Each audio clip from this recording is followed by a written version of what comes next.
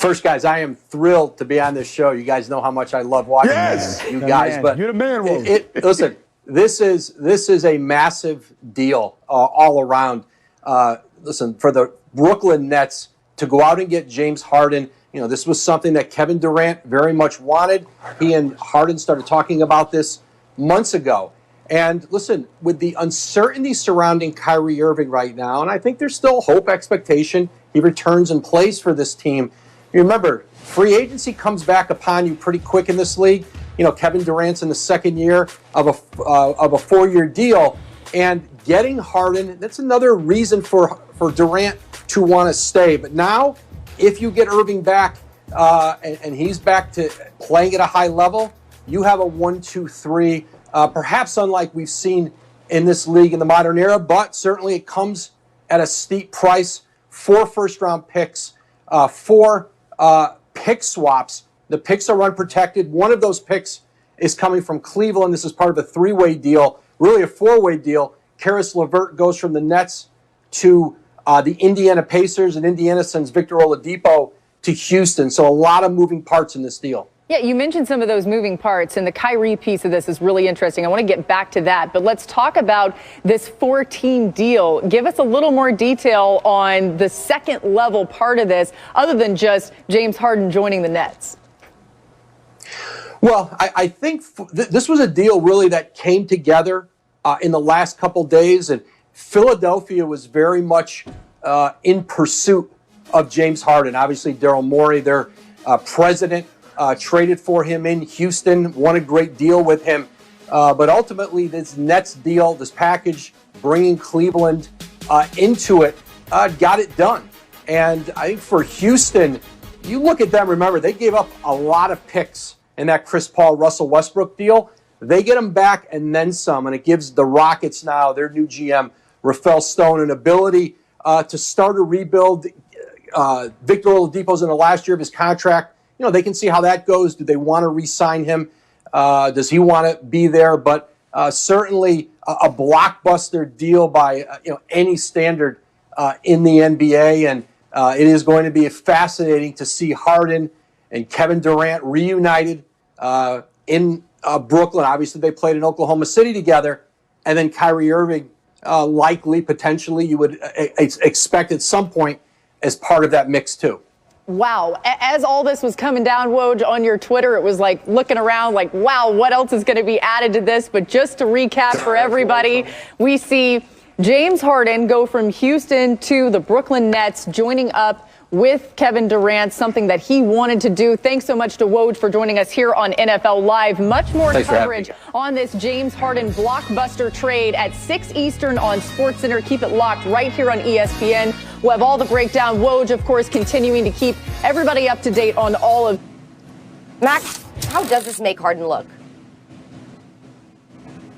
Makes him look bad right now. First of all, how are you showing up fat in the NBA? I don't understand. You're not a center or something like that. You're a combo backcourt player with you're dribbling all day and running up and down the floor, and improved defender. How are you, even if you play basketball on a daily basis in a rec league, it's hard to be fat. That's impressive, as a matter of fact. That's number one. Number two, guys, he looks bad because even John Wall's coming out after that and saying, you're bailing after 9 games? We need everyone to, pulling in the same direction. Everyone knows Harden doesn't want to be there. Here's the problem. Here's the problem, guys. And Stephen A., you brought up Dwight Howard earlier, and I brought up Westbrook and Chris Paul. Harden thinks he wants to play with guys, and then after a year, the other guy's like, even if he has a good relationship with him, like Westbrook does, I don't want to play with this dude anymore. This has happened time and again with Harden. So if you're another team looking at Harden, seeing he's a superstar, right? He plays on superstar level. You're thinking, do I want to mortgage the future to get this guy in here now? What if in a year or two, whoever we have here that makes this an attractive destination for him says, I don't want to play with that guy anymore? Now, it would be one thing if I understand rolling the dice on that, if Harden was the type of dude who came through under pressure, like Game 7 against Golden State. Only reason they got that far because they were an undermanned team, even before Chris Paul got hurt. They got to a Game 7 against the KD, Clay, Steph, Dre Golden State Warriors won 73 games, added KD. Nothing could stand in their way. But they played a Game 7 in Houston, and Houston went 0 for 27. 0 for 27 from 3 at one point. Still only lost by single digits. If Harden was the type of cat who got hot that night and got him past Golden State, then maybe some of these teams would be like, and the dude is clutch.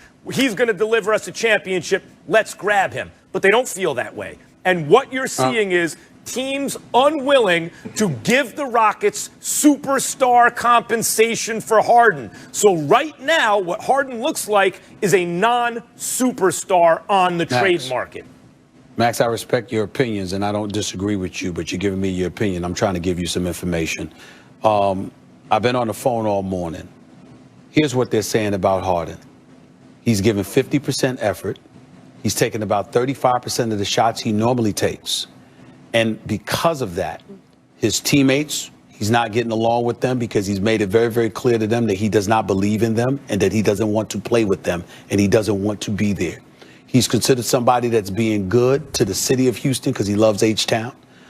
He's not being truculent with the organization per se or with ownership, but because of how he has reacted to his players, to the team, to the teammates, they don't appreciate it. And as of right now, they're pretty much done with him because they know he's done with them.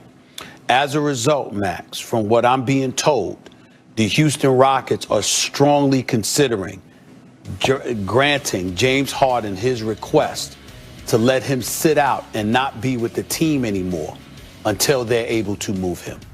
They haven't made that decision yet. Maybe they have made it within the hour, or maybe they'll make it sometime today or tomorrow. But the situation has regressed to such a degree that as of right now, the Houston Rockets are contemplating as to whether or not they're going to let James Harden just stay home until they find a suitable trade in order to move him out of there. I think it's sad. I don't think he's handled this right. He's still averaging 24 and 10 on 44% shooting. He's still doing, that's only shooting 16 shots a game to show you how lethal he is.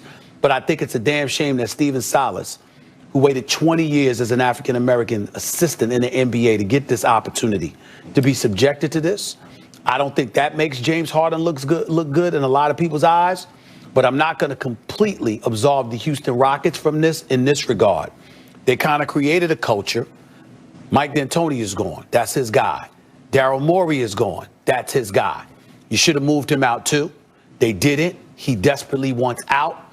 And as a result, being a little bit overweight, taking 35% of his shots, giving 50% effort, although we all find that inexcusable, we also find it relatively predictable when a star tells you he wants the hell up out of there. And he told you before the season even began, and you did not grant him his wish. Again, I'm not absolving KP, James Harden, in any way. I'm just simply highlighting the situation for what it is right now. He wants to go to Philly. That would be his number one preference. Brooklyn would be number two. But the reason why Brooklyn isn't number one, because Kyrie is causing problems up in Brooklyn. So Philly's his number one destination right now, is preference. That's where we are. Well, I tell you one thing. Look, if I'm James Harden and I'm the Houston Rockets, right now they have no choice. Because what he did yesterday, they have no choice but to send him home and let him stay home. Yeah, That's not a good thing for James Harden.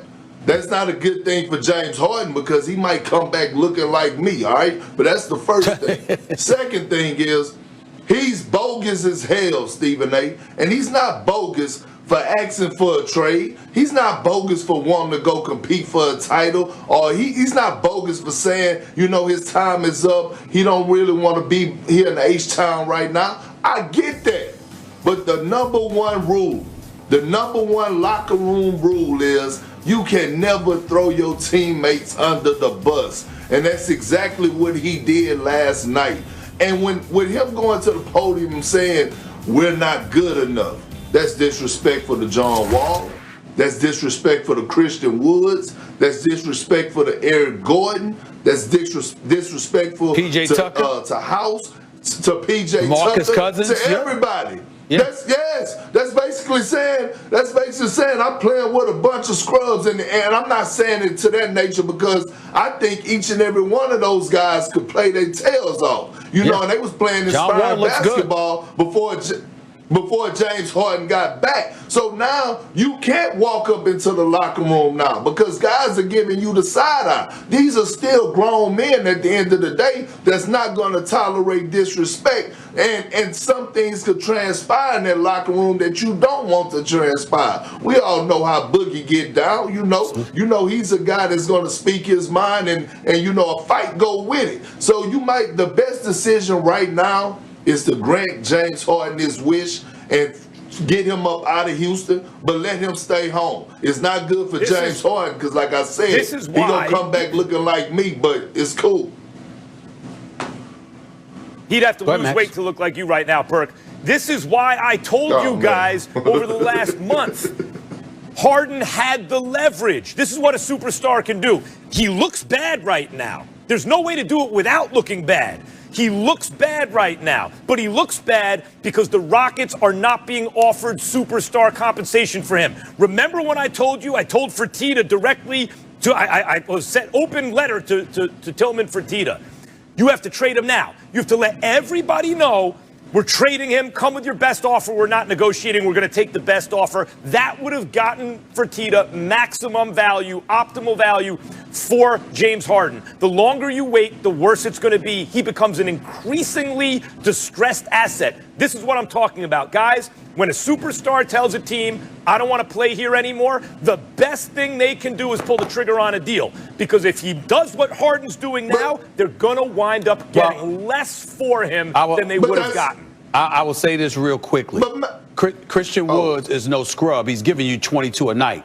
I think John Wall has looked better than I thought he would look. He's averaging 18 and 5 a game. Yep. John Wall, and he's only going to get better. John Wall is no scrub. John Wall can ball. And listen, Boogie is there. P.J. Tucker, Eric Gordon, those boys are still there. He doesn't have a scrub team. But again, we know he's mishandling this. We know why. And KP, you're absolutely right. You can't throw your teammates under the bus like that. Can't do it. But he's doing it to force his way out. He's doing it to force the situation. And I get that, but Max, listen, not all the time you have to grant a team has to do what the superstar says if they want out. We just watch Anthony Davis do the same thing, and the New Orleans Pelicans held out until they got everything back that they wanted. And Zion Williamson, the #1 pick, Brandon Ingram. So that's not true. And guess what? The Houston Rockets is still going to get a Ben Simmons or maybe a Kyrie Irving back in the deal. No Kyrie Irving. Not losing. No Kyrie Irving. Nobody's trusting him right now. Well, no, they won't. All right, guys, the whole situation is pretty crazy. It's pretty messed up, too. But let's end the show on a positive note.